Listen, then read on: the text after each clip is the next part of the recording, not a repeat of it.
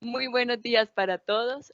La Facultad de Ciencias Económicas, Administrativas y Contables de la Universidad Libre Seccional Pereira les da la bienvenida a la videoconferencia denominada Contexto Financiero Global e Impacto del COVID-19 en las Finanzas y la Economía.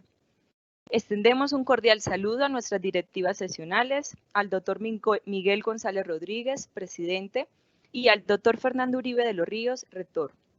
Reconocemos la presencia del doctor Luis Hernando López Peñarete, decano de la Facultad de Ciencias Económicas, Administrativas y Contables, de los directores de los programas de Economía, Administración de Empresas y Contaduría Pública, de la directora del Centro de Investigaciones de la Facultad de Ciencias Económicas, del secretario académico, de los docentes, estudiantes y egresados de la Facultad de Ciencias Económicas, Administrativas y Contables. A su vez, le damos la bienvenida a los estudiantes y egresados de las facultades de Ciencias Sociales y Políticas y de Ingenierías y a todo el público en general.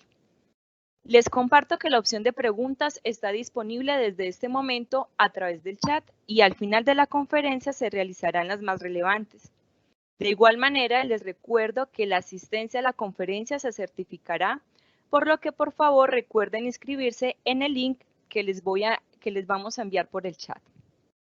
Agradecemos a la doctora Miriam Sosa por su apoyo decisivo para realizar esta conferencia y a continuación les voy a leer un breve resumen de su hoja de vida. La doctora Miriam Sosa es doctora en Economía, magíster en Ingeniería y economista de la Universidad Nacional Autónoma de México. Ha presentado más de 50 ponencias en diferentes eventos académicos especializados a nivel nacional e internacional.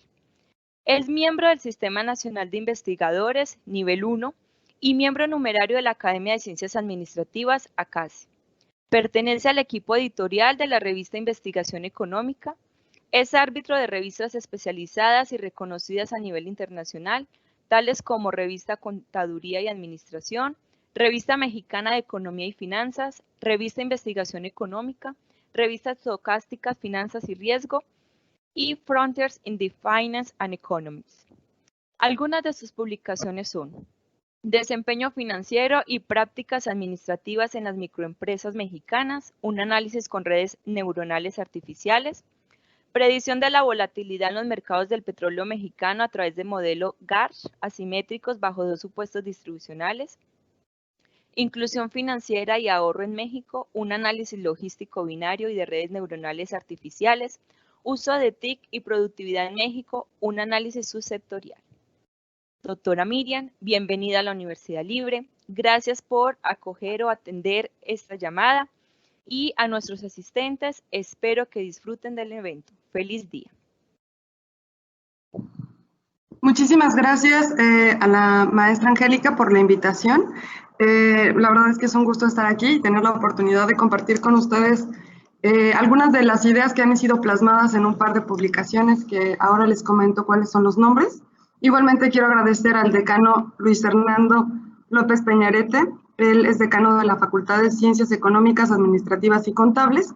Y bueno, a todos los demás que se encuentran en este evento, pues por el favor de su participación. Bueno, así, nada más para estar seguros, son 30 minutos, ¿verdad, maestra Angélica? Así es, doctora Miriam.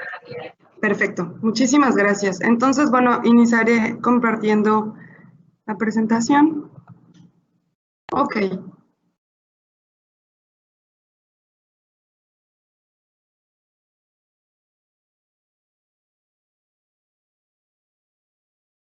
Perfecto.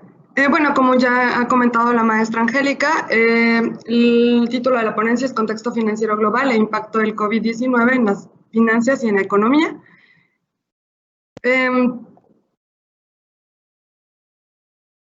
Ok, bueno, el marco de referencia, como les he comentado, son un par de publicaciones. La primera de ellas la pueden encontrar disponible en academia.edu y en ResearchGate.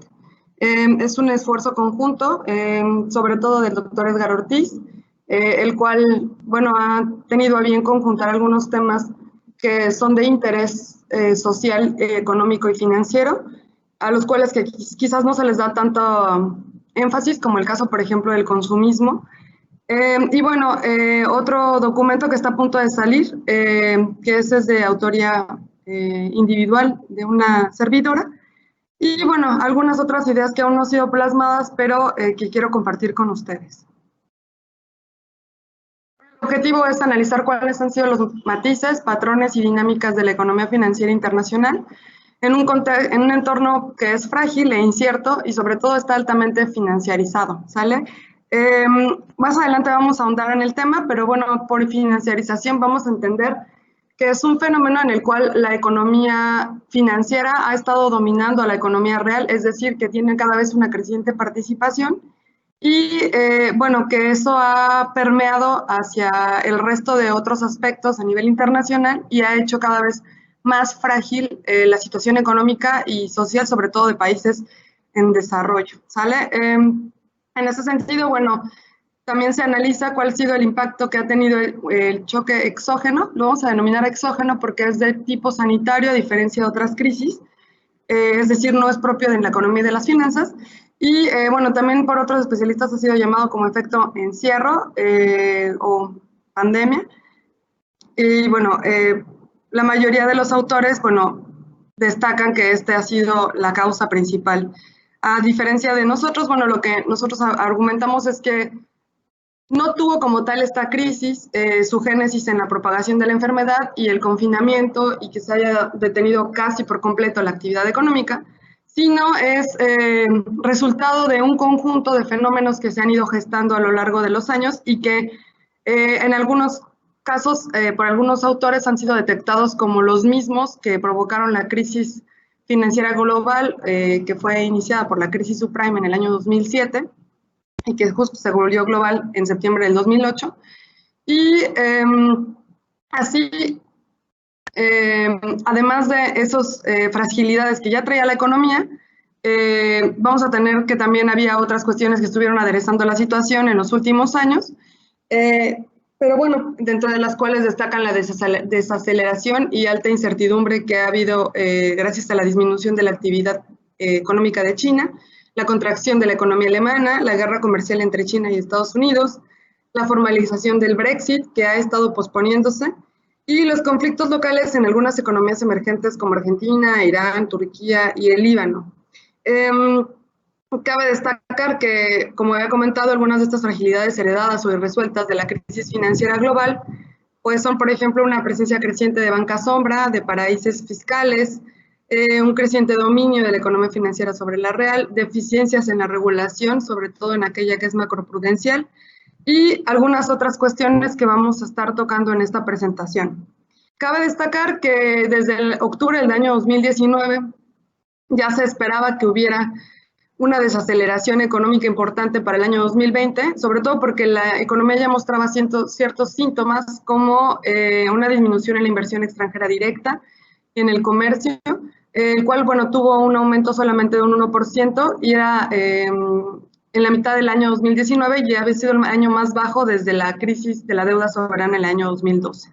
Además de eso, bueno, pues se notaba que había un incremento sostenido del sector servicios para las economías avanzadas y, bueno, una ralentización económica importante, esperando un crecimiento del 3% en el año 2019, el menor nivel, perdón, desde el año 2007. Como ustedes pueden observar en esta tabla,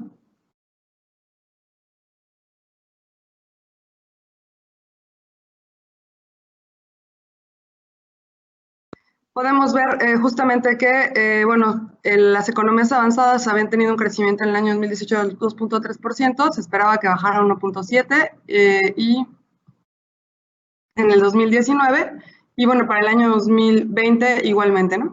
En el caso, por ejemplo, de la economía global, 3.6% en el año 2018, ya se esperaba también un 3% en el 2019, y bueno, para el caso de las economías emergentes, que eran las que habían estado, por así decirlo, salvando o dándole un dinamismo a la economía, también se esperaba que hubiera una disminución importante. Así, bueno, como les acabo de comentar, vamos nosotros a fijarnos sobre todo en en este tema de la financiarización, ¿sale? Algunos de los rasgos, aspectos, matices que se han tenido en torno a, es, bueno, que tanto en el año 2008 como en el año 2017 ha habido la presencia de estafas piramidales y de esquemas engañosos en los cuales se les promete a los nuevos inversionistas un alto rendimiento condicionándolo a que traigan a nuevos inversionistas. Este tipo de estafas, bueno, generan que se acumule cierta presión dentro de los sistemas y dentro también de algunos activos. Y además de eso, bueno, pues obviamente defraudan a los que hayan invertido su dinero en ellas. Además de eso, un boom de los instrumentos financieros derivados en el año 2019. El mercado de derivados tenía un valor de 620 trillones de dólares, mientras que el PIB global solamente 88.1 billones de dólares. Esto, si nosotros hacemos la división, el PIB global, es decir, lo que nosotros producimos de manera real o de manera productiva, es solamente el 0.015% del total que se está transando en derivados a nivel internacional. Esto, aunado a la presencia de agencias calificadoras que habían estado justamente o han estado otorgando altas calificaciones a algunos instrumentos que son titularizados y que llevan consigo algún instrumento financiero derivado, como los instrumentos de deuda colateralizada o los famosos CDOs, que traían justamente asociados una permuta de riesgo crediticio o un credit default swap. Y bueno, esta práctica se sigue gestando y cada vez es también más recurrente. Otra cuestión importante, bueno, es que la fragilidad económica cada vez se hace mayor ante la incertidumbre que hay a nivel financiero, sobre todo porque se han estado conectando diferentes mercados a partir de las bolsas de valores y a partir de la existencia de una banca múltiple. En general,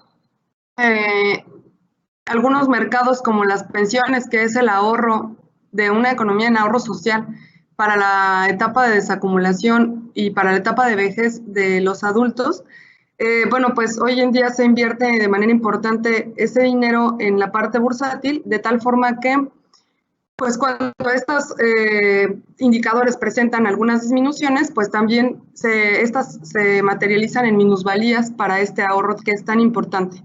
Otra cosa importante es que, bueno, también se han estado haciendo nuevos instrumentos como los REITs. En el caso general de América Latina es los fideicomisos de bienes raíces. Y bueno, esto lo que ha estado haciendo es conectar mercados que son locales o mercados que aparentemente antes no tenían tanta volatilidad ni tanta especulación, como el mercado inmobiliario, con cambios que hay abruptos a nivel internacional. Igualmente, otra de las críticas que se hace también a la parte del mercado de derivados es que el mercado de derivados cada vez tiene una incidencia mayor en el precio de los commodities, es decir, en el precio de las mercaderías, lo cual eleva o disminuye de manera artificial y, bueno, dado que las canastas básicas o el ingreso de la mayor parte de la población, sobre todo de sectores o de estratos socioeconómicos bajos, se destina a eso, bueno, pues que también eso está impactando en el bienestar de las personas a costa de la especulación a nivel internacional. Otra cosa importante es que, bueno, cada vez hay un dominio mayor de inversionistas institucionales. Los inversionistas institucionales son fondos de pensiones, aseguradoras, fondos mutualistas, fondos de cobertura, que van a nivel internacional maximizando sus ganancias y diversificando las inversiones en diferentes lugares. En el 2018, el total de los activos que estaban invertidos en las economías de la OCDE era de 337% de su PIB. Esto nos da una visión bastante clara de que este tipo de capitales, al entrar y salir de las economías, crean desbalances muy importantes porque son enormes. Son más de tres veces lo que esas economías están produciendo. Otra cosa importante es que, bueno, además de esto, se han estado justamente exacerbando la creación de paraísos fiscales y de aquella banca que no está registrada y que no es regulada, conocida como la banca sombra, la cual ha permitido cada vez más, bueno, que haya una evasión de impuestos y un lavado de dinero generado en actividades ilícitas. Estas son algunas gráficas que tenemos de lo anterior. Del lado izquierdo vemos cómo es que se han incrementado las ganancias corporativas del sector financiero en los Estados Unidos como porcentaje del total de las ganancias corporativas. Y si vemos que pues cada vez es mayor la presencia que tiene el sector financiero. Y bueno, así como tiene ganancias muy grandes, también la volatilidad que se observa o el riesgo que se observa, pues también es bastante elevado. Otra cosa importante es que si lo comparamos a este sector que es el sector financiero, asegurador e inmobiliario, que se le conoce como FIDE, contra el sector manufacturero, que anteriormente era de los motores de la economía estadounidense, pues se ha quedado bastante relegado este sector manufacturero a partir de este crecimiento. ¿Qué es lo que ha generado esto? Bueno, que las empresas hoy en día están mucho más preocupadas por invertir en cuestiones en la bolsa, por ejemplo, o en nuevos instrumentos financieros para maximizar sus ganancias, que en hacerlo en las propias actividades para las cuales fue creada la empresa. Esto es bastante importante porque, bueno, y tiene su raíz en lo siguiente.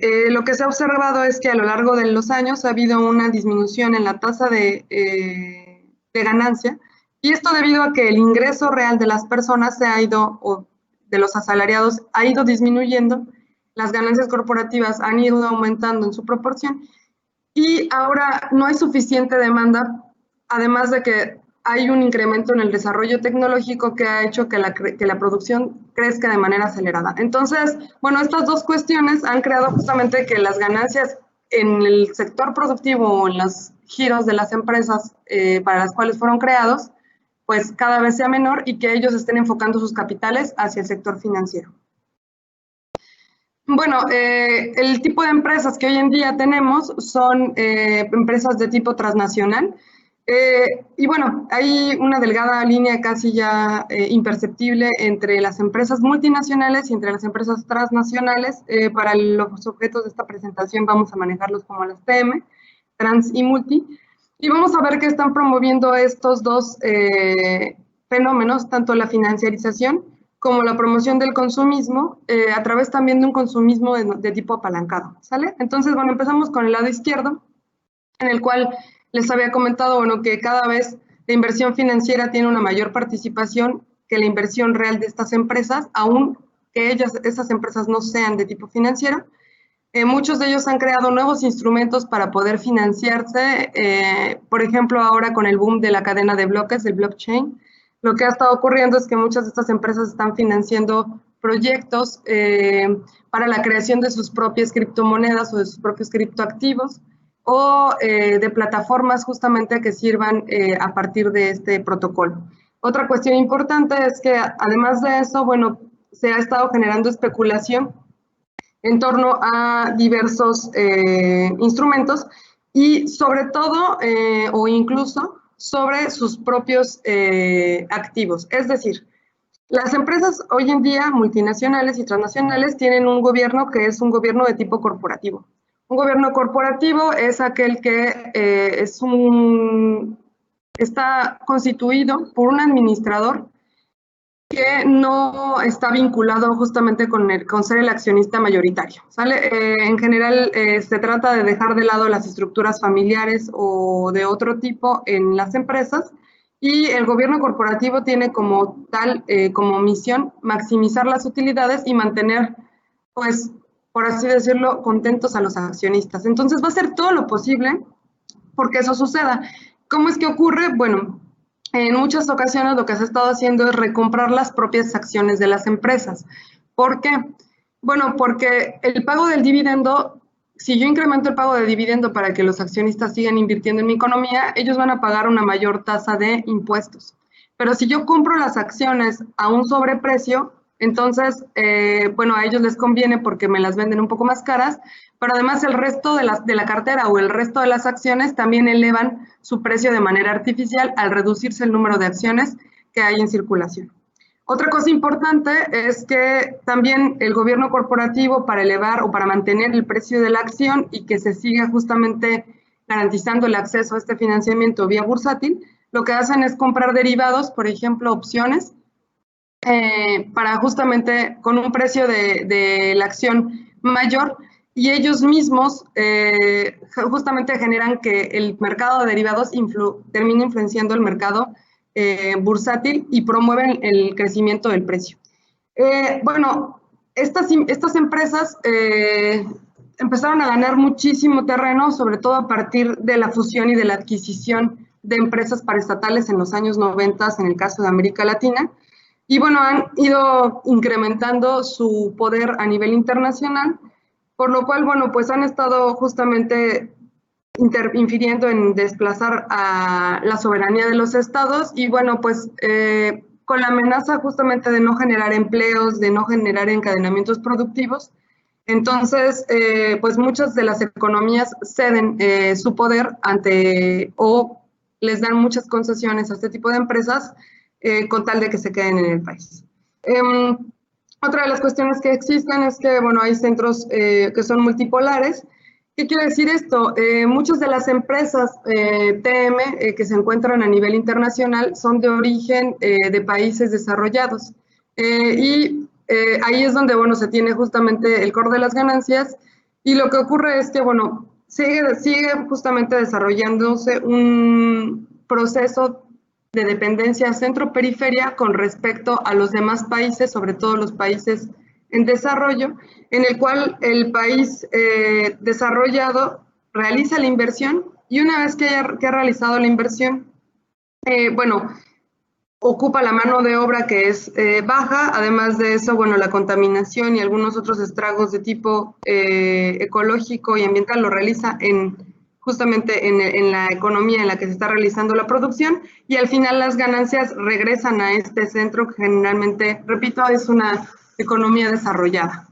Bueno, esto de manera paralela, bueno, para poder justamente garantizar que esto es en la parte financiera, mientras que en la parte real, pues se va a tratar de promover un consumismo y, bueno, a través de un consumo apalancado. ¿Qué es un consumo apalancado? Bueno, que yo le estoy dando hoy en día crédito a las familias para que puedan seguir demandando mis productos.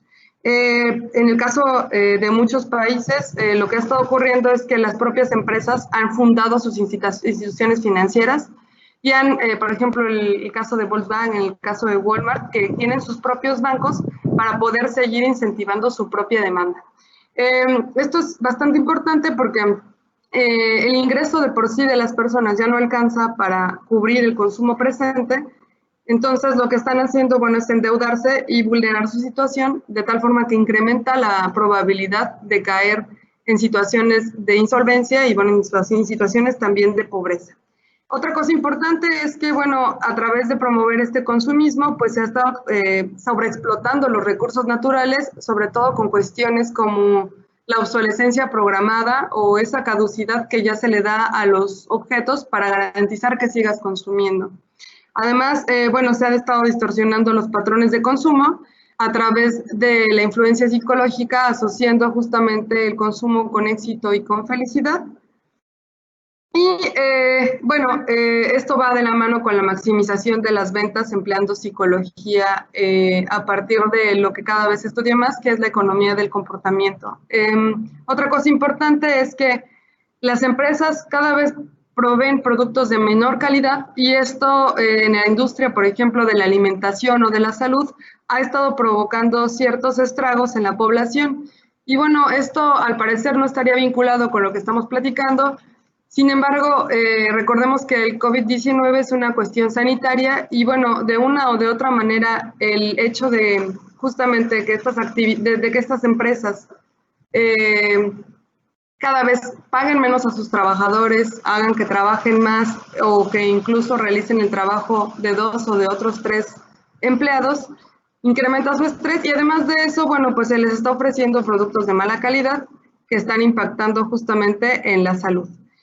Otra cosa importante es que estas situaciones han generado desigualdad y bueno, que hay una creciente, y me refiero a masa monetaria, que se ha estado justamente generando por parte de élites, que es el menos de un 1% de la población, la cual hoy en día realiza un gran desperdicio, por ejemplo, de comida. Eso igual tampoco podríamos ver en qué está relacionado, sin embargo, El desperdicio también tiene que ver con que se requiere una gran cantidad de recursos por parte también de nuestro planeta para poderlo generar, y también entre ellos, por ejemplo, energía y agua, y eso también está impactando y está haciendo que crezca, por ejemplo, la huella ecológica, y está otra vez repercutiendo en la salud de los individuos.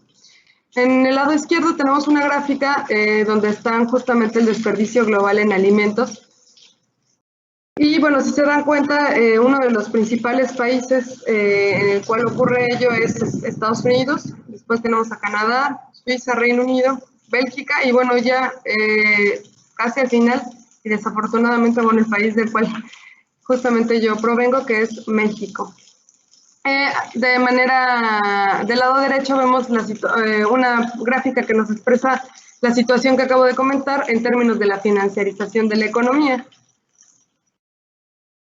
Vemos en la línea de color gris, esta es la volatilidad implícita, justamente que se observa en el mercado estadounidense, cómo es que tiene una relación negativa con el porcentaje del PIB mundial en referencia a los derivados, ¿no? Entonces, hay un incremento, por un lado, de la volatilidad a nivel internacional, bueno, y sobre todo expresada en Estados Unidos, y una disminución muy importante de la economía global, de la participación en referencia, por ejemplo, a lo que se transa en el mercado de los derivados.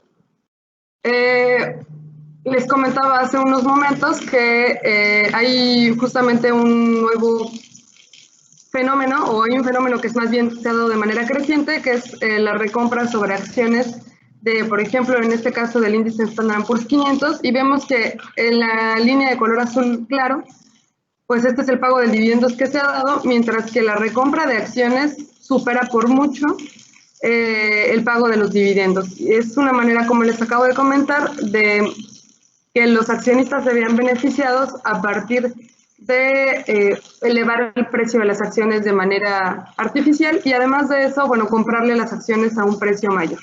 Como esta práctica que se vuelve común, entonces los inversionistas están esperando a que vuelva a haber otra recompra de acciones y que de esa manera pues otra vez vuelvan a obtener un rendimiento mayor al esperado.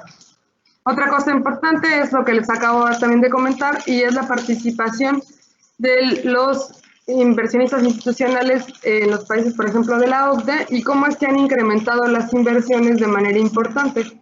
Uno de los principales, si se dan cuenta aquí, fondos que invierten en las economías es el fondo de pensiones. Es una cantidad enorme de dinero la que se encuentra ahí. En términos, bueno, de cómo está la cuestión de la gobernanza y de la gobernabilidad, bueno, vemos que cada vez hay una disminución mayor de la participación del Estado en la economía, lo cual se debe, bueno, con lo que comentábamos, la privatización, por ejemplo, de algunas empresas estatales, la desregulación, el impulso de las reformas liberales por parte de las empresas multitransnacionales, y bueno, también que las empresas multinacionales han estado ganando espacio en otros aspectos o en otros mercados en los cuales anteriormente el gobierno o el Estado tenía la participación o el monopolio. Por ejemplo, en el caso de la salud y en el caso de la educación. Se han mercantilizado estos servicios sociales, y hoy en día pues lo que estamos viendo es el resultado de ello. Es bastante complicado el hecho de que, bueno, después de tanto rezago, después de toda la falta de inversión que se realizó en estos sobre todo, por ejemplo, en América Latina, en la cuestión de salud, pues ahora tratar de enfrentar una pandemia, pues sobrepasa justamente la capacidad de todo este tipo de sectores que han sido mermados a lo largo de muchas décadas. Bueno, además de esto, lo que hemos comentado, se ha provocado que haya una desigualdad económica, cada vez hay mayor pobreza, y esto ha generado olas migratorias cada vez mayores. Y bueno, esto de manera paralela también está relacionado con el sometimiento del Estado por parte de consensos financieros internacionales. Aquí quisiera hacer un pequeño paréntesis. En esta crisis, los organismos multilaterales, especialmente, por ejemplo, el Fondo Monetario Internacional, ha estado presionando a los países para aceptar algunos créditos, para justamente paliar la situación y para financiar los costos de la misma. Bueno, cuando esto no ocurre, y pasó también en la crisis subprime, en el caso, por ejemplo, o en la crisis, perdón, financiera global, en el caso de Grecia, en el caso de España, en el caso de Italia, entonces, al no aceptar en muchos de estos estados la ayuda, por ejemplo, del Fondo Monetario, de algún otro organismo internacional, lo que ocurre es que las agencias calificadoras disminuyen la calificación presionando a los gobiernos para que justamente acepten este tipo de créditos. ¿Qué es lo que ocurre cuando un gobierno no acepta y la agencia calificadora le quita el grado de inversión? Bueno, pues lo que ocurre es que toda la regulación internacional está justamente cimentada en que no se pueden, los bancos, los fondos y todas las instituciones financieras no pueden invertir en activos que no tengan al menos una cierta calificación crediticia. De tal forma que cuando eso ocurre, cuando se les quita el grado de inversión, muchos de estos estados tienen justamente problemas porque salen de manera instantánea, casi, una gran cantidad de capitales, miles de millones de dólares, y generan justamente que aún caiga más la calificación crediticia. Este tipo de procedimiento o este tipo de cuestión se alarga hasta que el Estado en cuestión pues acepte este tipo de ayuda. Digo ayuda porque está entre comillas, porque justamente trae consigo una gran cantidad de condicionantes y de camisas de fuerza que impiden a las economías tomar sus propias decisiones para, o sus propios programas para poder justamente promover el crecimiento y desarrollo económicos. A esto, bueno, se suma la extranjerización de la banca en América Latina y, bueno, esto que ya habíamos comentado. Esta es una gráfica que nos muestra cómo han ido disminuyéndose la participación de los salarios corrientes como porcentaje del PIB. Mientras que en el color azul vemos una gráfica en la que están las ganancias corporativas como porcentaje del PIB. Vemos que estas más o menos estaban, por así decirlo, la participación de los salarios era superior a la de las ganancias antes de los años de la mitad de los años 70 y a partir de justamente ese momento es que empiezan a dispararse las ganancias corporativas, vuelve a haber un reajuste y ahora sí desde los años 80 justamente tienen mucha mayor participación las ganancias corporativas que el salario en la economía. En general, y ya para no extenderme más, la naturaleza de la crisis que estamos enfrentando es una crisis de tipo económica en el cual, bueno, ha estado impactando en la interrupción de esta actividad a partir de las cadenas globales de valor, menor demanda de turismo, se han perdido millones de empleos, se ha reducido el ingreso, se ha contraído el consumo, la demanda, y esto ha provocado también una caída en los precios de productos primarios, afectando a países primario exportadores. En este caso, bueno, puse en color rojito lo que tiene que ver sobre todo con América Latina.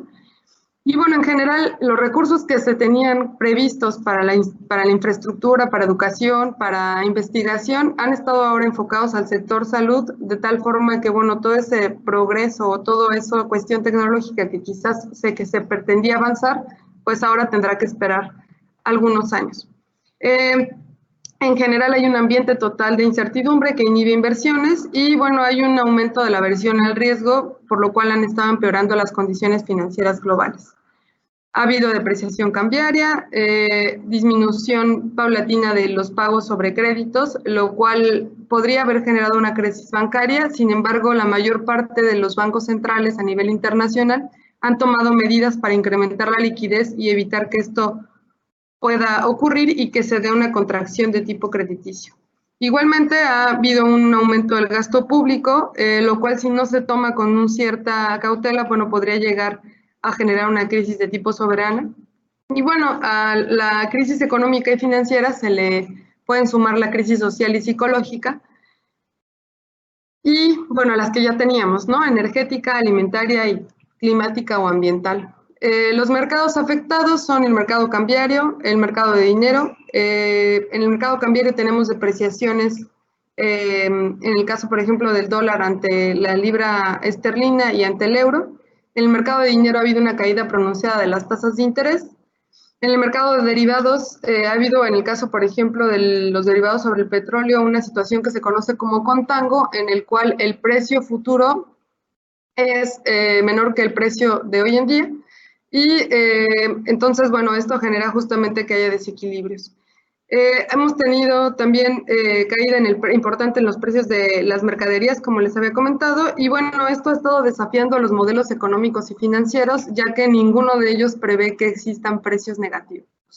Finalmente, bueno, las bolsas de valores, que los sectores que más han sufrido son el restaurantero, el aerocomercial, el comercial y el bancario, y los que se han visto beneficiados son aquellos que están asociados al comercio electrónico, a consumo frecuente y farmacéutico.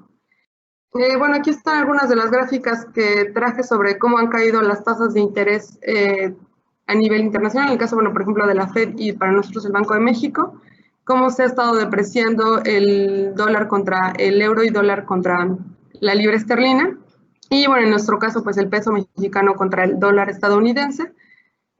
Bueno, cómo ha sido la caída para algunos índices bursátiles, comparando la crisis financiera global y la crisis del COVID. Pero bueno, cabe destacar que aquí los efectos inmediatos solamente fueron del 19 de febrero al más o menos 5 de abril. Y bueno, aquí una pequeña gráfica de en el caso de México tenemos el índice de precios y cotizaciones de la Bolsa Mexicana de Valores, y bueno, cómo ha caído el IPC y cómo han incrementado los casos confirmados por COVID. En general, bueno, aquí quisiera hacer alusión a que, así como les he comentado, la caída en el precio de las acciones impacta al precio, por ejemplo, al ahorro de las pensiones. Tenemos justamente que en color negro los rendimientos que obtuvieron los fondos multigeneracionales que tenemos de las CIEFORES en México. Y bueno, justamente quienes han sido más afectados, bueno, son los portafolios de las personas más jóvenes que tienen justamente inversiones más riesgosas. Pues una pequeña reflexión sería que el impacto del COVID en América Latina en términos sanitarios va a ser resultado de décadas de mala alimentación, falta de ejercicio y altos niveles de estrés, que justamente tienen que ver con el contexto económico. Y en términos económicos, bueno, de seguir directrices externas dictadas por organismos multilaterales, falta de inversión en educación, salud e innovación y desarrollo tecnológicos, así como una regulación laxa. Las perspectivas, pues espera que haya un incremento de los servicios digitales, plataformas, aplicaciones para trabajo remoto. En países desarrollados con un alto porcentaje de población se buscará incrementar la automatización y el capital para poder justamente incrementar la resiliencia que tienen estas economías ante este tipo de shocks. Y bueno, se van a estar impulsando, por ejemplo, cibervigilancia, que es un tema que hoy en día está bastante, bueno, está de bastante preocupación porque muchas de estas actividades se han estado haciendo de tipo remoto. Además de eso, bueno, ¿qué debemos hacer los alumnos y profesores universitarios? Bueno, creo que es un excelente momento para desarrollar investigaciones de calidad que estén enfocadas a estudiar los impactos de esta crisis, cuáles son las posibles soluciones, cuáles fueron los tipos de acciones que se llevaron a cabo y cuáles fueron la efectividad que tuvieron esas acciones. Y bueno, algo muy importante, sobre todo para los jóvenes, pensar en otros mundos posibles y en alternativas de desarrollo para nuestros países. Gracias.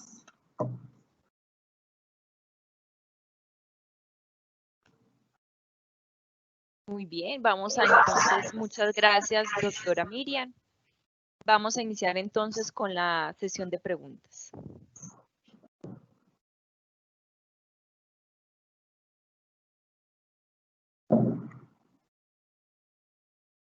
Bueno, la primera pregunta, doctora, ¿puede ver la diapositiva? No, permíteme tantito.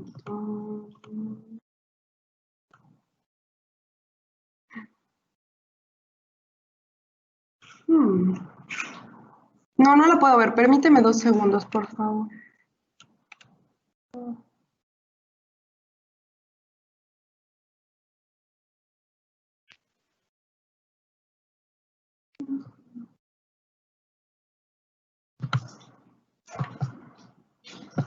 Adelante, dime, por favor. La primera pregunta es, A lo largo de la conferencia se ha hablado del fenómeno de financiarización de la economía y financiarización del consumo. ¿Cómo afecta a las economías de mercados emergentes como Colombia? Uy, bueno, creo que afecta por un tanto por igual a las economías emergentes. Y bueno, en primer lugar, bueno, es que son muchos puntos, pero bueno, en primer lugar sería justamente que en vez de que el dinero que se está invirtiendo a nivel internacional y pues, sobre todo a nivel, por ejemplo, Colombia, en vez de que se esté invirtiendo en actividades productivas que generen empleo, en actividades, por ejemplo, que generen mayor infraestructura o en actividades que demanden otro tipo de materias primas o otro tipo de bienes intermedios, se están invirtiendo en cosas intangibles de las cuales salen beneficiadas,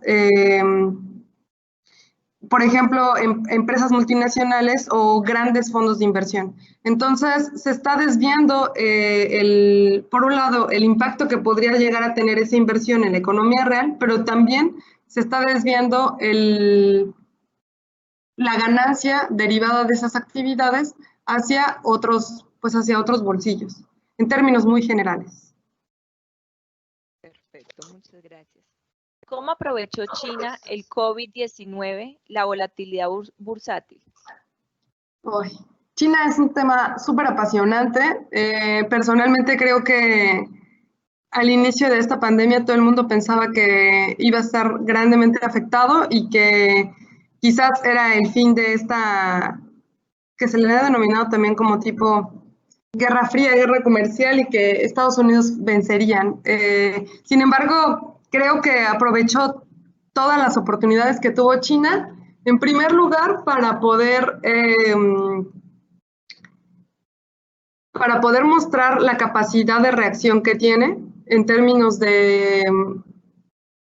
por ejemplo, la construcción de hospitales, también para demostrar que el aparato sanitario que tenía fue rápida, o sea, siempre ha sido que ha sido de calidad y que tuvo también por eso una buena respuesta.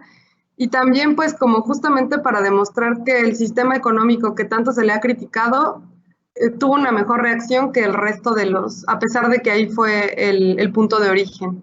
Además de eso, creo que los chinos han tomado el sistema financiero a su favor y en vez de que lo vean como algo que los amenaza, lo ven como algo que pueden tomar para su propio beneficio y así tienen 5 de los 10 bancos más grandes a nivel global. Y además de ello, en términos de capitalización, pero además de ello, estos bancos son administrados por el Estado y están muy bien enfocados en diferentes actividades para abastecer las diferentes necesidades que tiene y lo están ocupando como un motor de crecimiento económico. Lo que están haciendo es aliarse con las autoridades de los distintos países, sobre todo lo están haciendo en América Latina y en Sudáfrica, y les dan un cierto financiamiento para ciertas actividades y una de las principales condicionantes es que los insumos que se demanden sean de empresas chinas. Entonces, el sector financiero está actuando como una palanca para el sector económico. Y bueno, lo que han estado haciendo también es que justo uno de los índices bursátiles que menos cayó fue el de China. Cayó más durante la crisis financiera global que durante la crisis COVID, pero porque creo que los chinos han entendido muy bien cómo juegan los mercados y han estado tomándolo a su favor, haciendo diferentes estrategias o valiéndose de diferentes estrategias, dando señales de certidumbre hacia los mercados para evitar que se vuelvan contra ellos. A pesar de eso, bueno, pues todavía en el octubre del 2018 sí hubo bastantes ataques especulativos y pues como que sigue habiendo algunas cuestiones ahí con las que siguen lidiando, pero creo que han hecho un maravilloso trabajo para mantener su mercado de valores estable. Muchas gracias. Tercera pregunta. ¿Cómo pueden los estados conservar su soberanía en el proceso de globalización? Es una interesantísima pregunta y creo que es una pregunta que me he estado haciendo desde que empecé a estudiar economía. Desafortunadamente, creo que debe ser un proceso gradual. Creo que las economías que no se montaron en la dinámica de tener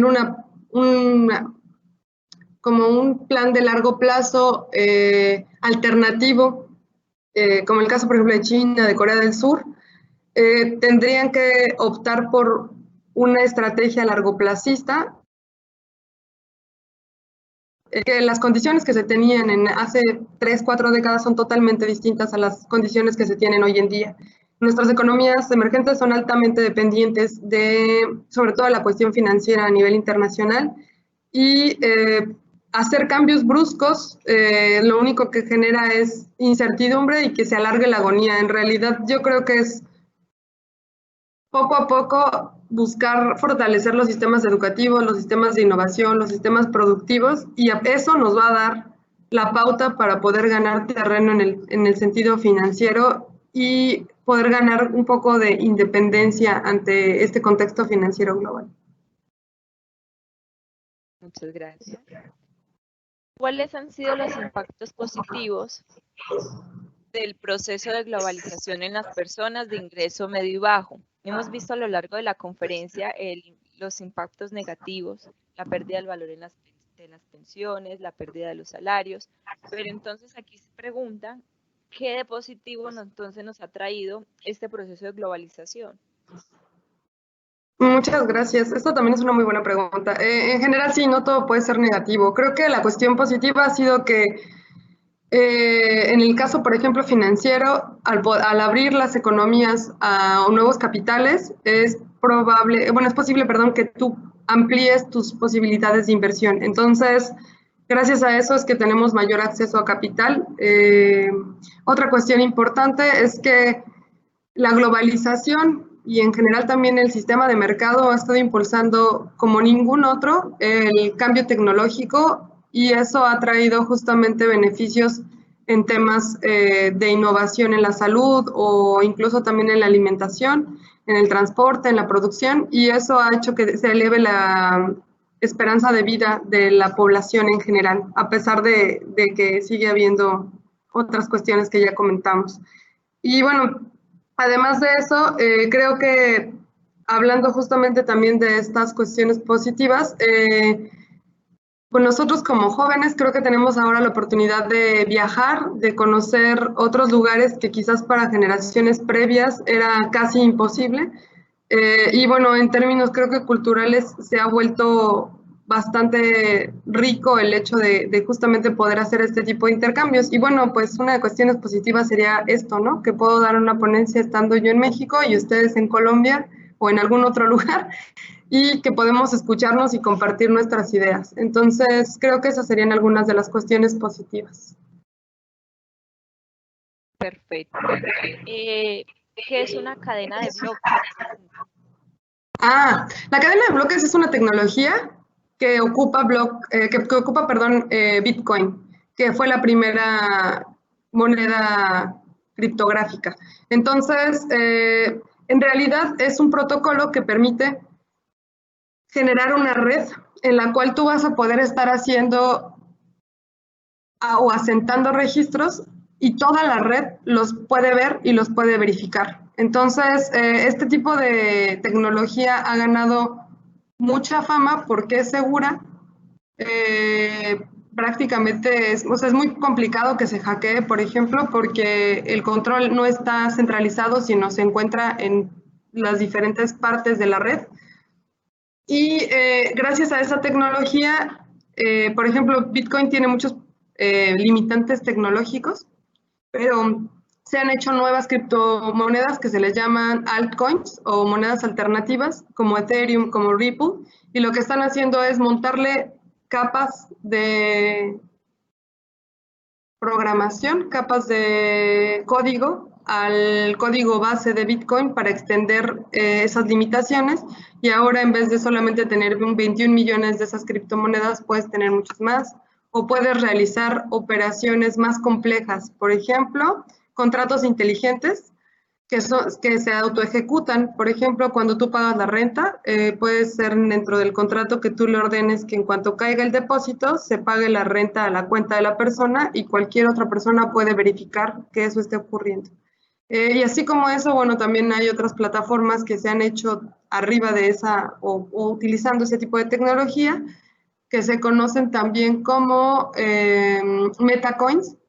Y bueno, en esas se han montado plataformas en las cuales puedes hacer, incluso emitir como tipo acciones o como tipo bonos, que son criptoactivos basados en esa tecnología, y también puedes vender incluso derivados basados en esa tecnología. Muchas gracias. Esta pregunta, ¿cómo pueden las finanzas del comportamiento evitar que las personas caigan en la financiarización del consumo? Ok, bueno, yo creo que hay mucho por hacer en las finanzas del comportamiento. Para empezar, creo que el Estado debería de asumir la responsabilidad de, pues, justamente promover el bienestar de la ciudadanía. Y si las empresas ocupan esas herramientas para incentivar a que la gente haga cosas en detrimento de su bienestar, pues los gobiernos podrían motivar para un buen funcionamiento del consumo, por así decirlo, informando a las personas pero bueno, no solamente informándolas y alertándolas, creo que, por ejemplo, el hecho de poner en las cajetillas de cigarro algunas imágenes un poco grotescas no ha ayudado en nada a reducir que la gente, por ejemplo, fume, pero el hecho justamente desde que somos niños en las escuelas comentarnos o comunicarnos cuál es el origen de lo que estamos consumiendo, hacer la diferenciación entre, por ejemplo, en el caso de los alimentos, alimentos que se llaman alimentos chatarra, que son alimentos chatarra desde su empaque hasta lo que contienen, a alimentos que son justamente no chatarra, que son todas las cosas que podemos comer de manera natural. Y además de eso, bueno, pues también creo que debería de haber cursos de economía y finanzas desde que estamos muy pequeños, ¿no? Desde la cuestión de preescolar o desde la cuestión de primaria, promover el ahorro o motivar que la gente justamente guarde un poco de su ingreso por cualquier cuestión que pudiera tener y que no caiga en este exceso de consumo. Quizás también hacer algunos consejos como no comprar instintivamente, sino pensar dos veces si es que realmente lo necesitas. Y además de eso, pues unos consejos quizás no tan, que no son tan complicados como no ir al súper con hambre para no comprar cosas que realmente no necesitas.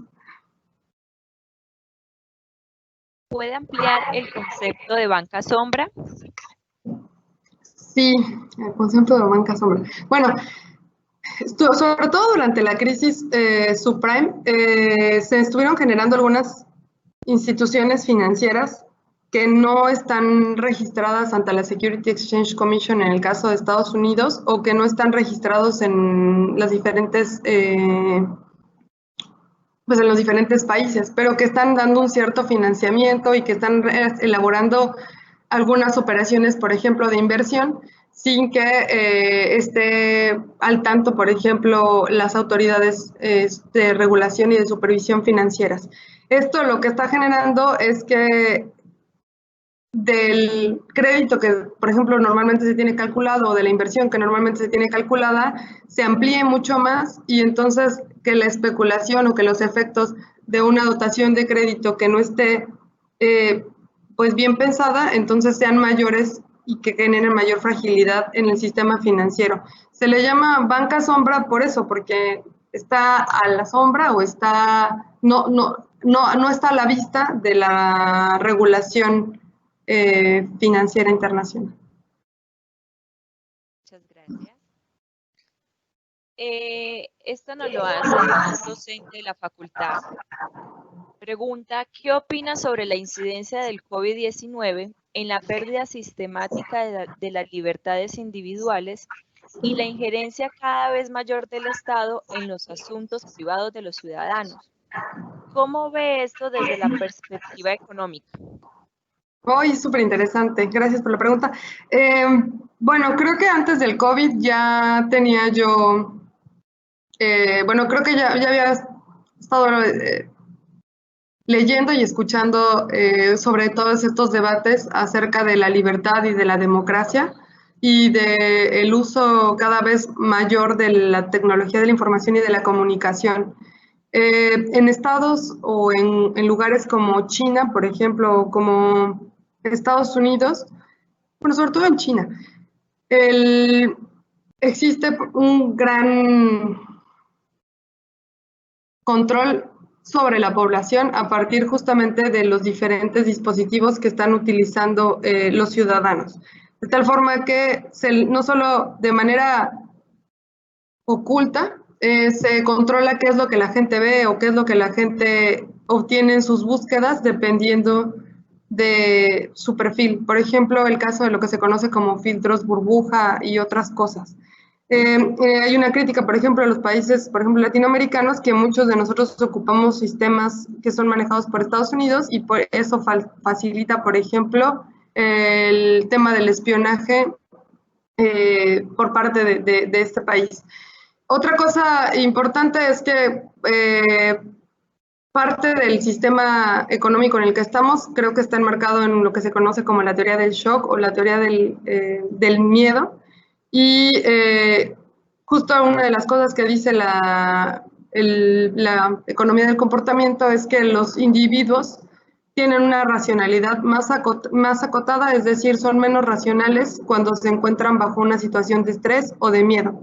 Por lo cual creo que los medios de comunicación y en general el sistema ocupa las noticias o ocupa, por ejemplo, algunas de estas cuestiones o situaciones que ocurren como el COVID-19 para generar un estado constante de estrés en la población y para que permita a la gente que pues se violen algunas de las garantías o que se violen algunos de sus derechos. Creo que no, en el caso de América Latina, en el caso de México y Colombia, nos pasó con el tema del narcotráfico y el tema de la inseguridad. La población está tan asustada o está tan cansada de que ocurran cosas que son realmente fatales como el caso de asesinatos y cada vez es más común que yo conozca a alguien cercano a mí que haya sufrido de algo así, entonces la gente por miedo termina aceptando que se hagan algunas cosas como incrementar la cantidad de dinero que se está invirtiendo en términos de militares o en términos de seguridad pública, en vez de invertir ese dinero en otras cosas que son cruciales para nosotros. Y bueno, también se oculta información sobre lo que está pasando realmente con algunas otras cosas como la privatización energética o con algunas otras cosas delicadas o temas estratégicos. Entonces creo que, bueno, en ese sentido, quizás pues sí, el COVID-19 sea uno más de de esas situaciones que sirva para seguir paliando esa cuestión de la teoría del miedo o para seguir generando miedo a la población y que siga aceptando que cambien o que se le limiten algunos de sus derechos. ¿Qué papel juega China en esta coyuntura global?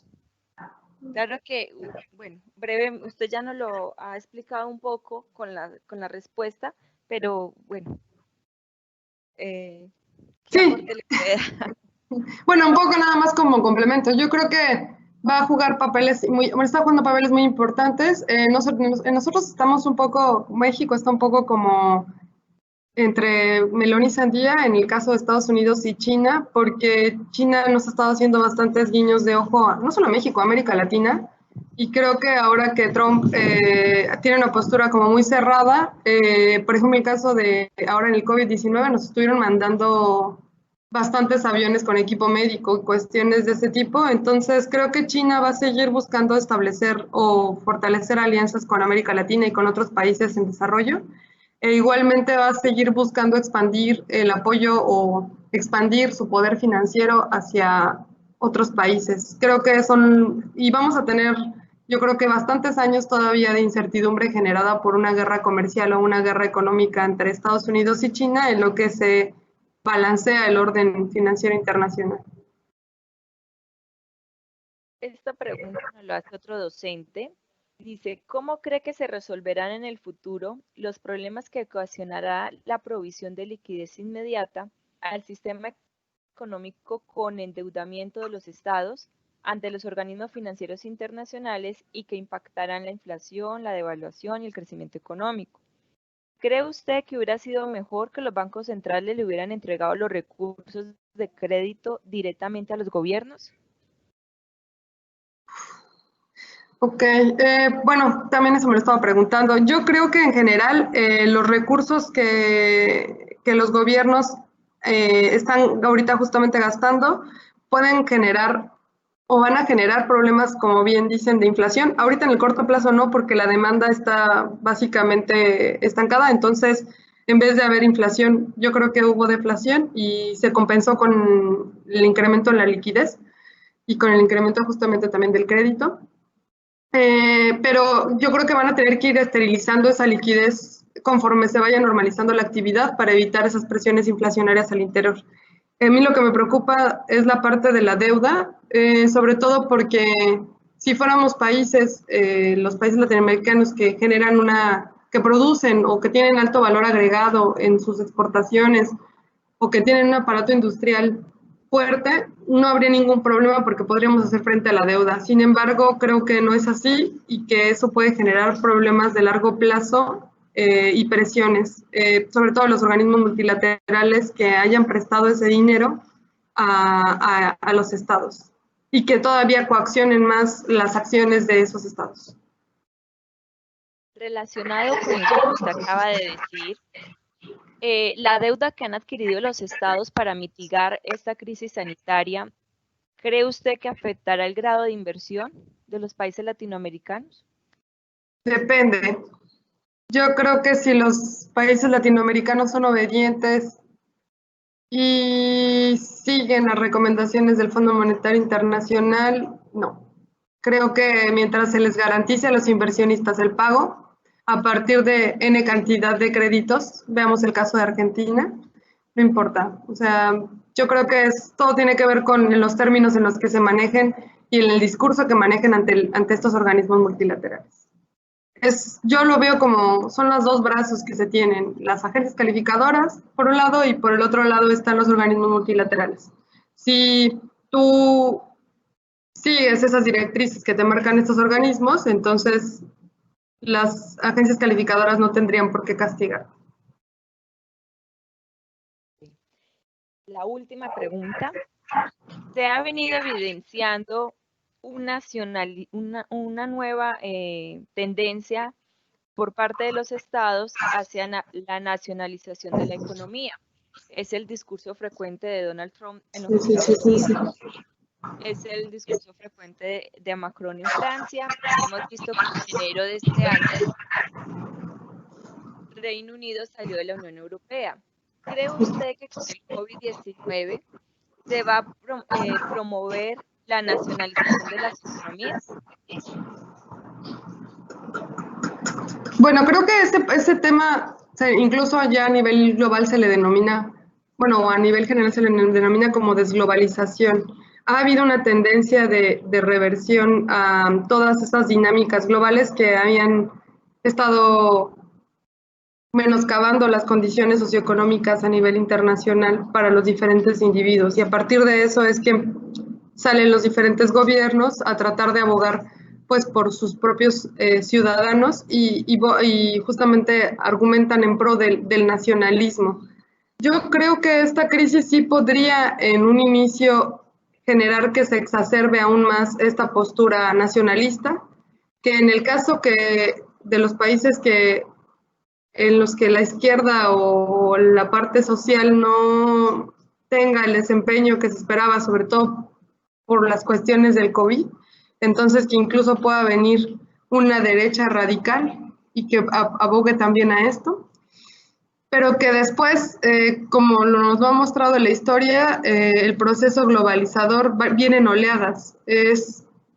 avanza hasta cierto grado y después se retira, y después vuelve a avanzar hasta cierto grado y se retira. Entonces, durará algunos años y después otra vez se abogará pues, por globalizar de nuevo, ¿no? Ok. Doctora Miriam, de nuevo, muchas gracias por ofrecernos este espacio de intercambio de conocimiento. La Facultad de Ciencias Económicas, Administrativas y Contables de la Universidad Libre Seccional Pereira le queda muy agradecida. A nuestros asistentes, muchas gracias por acompañarnos hasta el final y les deseamos que tengan un feliz día. Muchísimas gracias por la invitación, Angélica, y bueno, espero que no sea la última vez. Muchas gracias. Así será. Feliz día. Feliz día.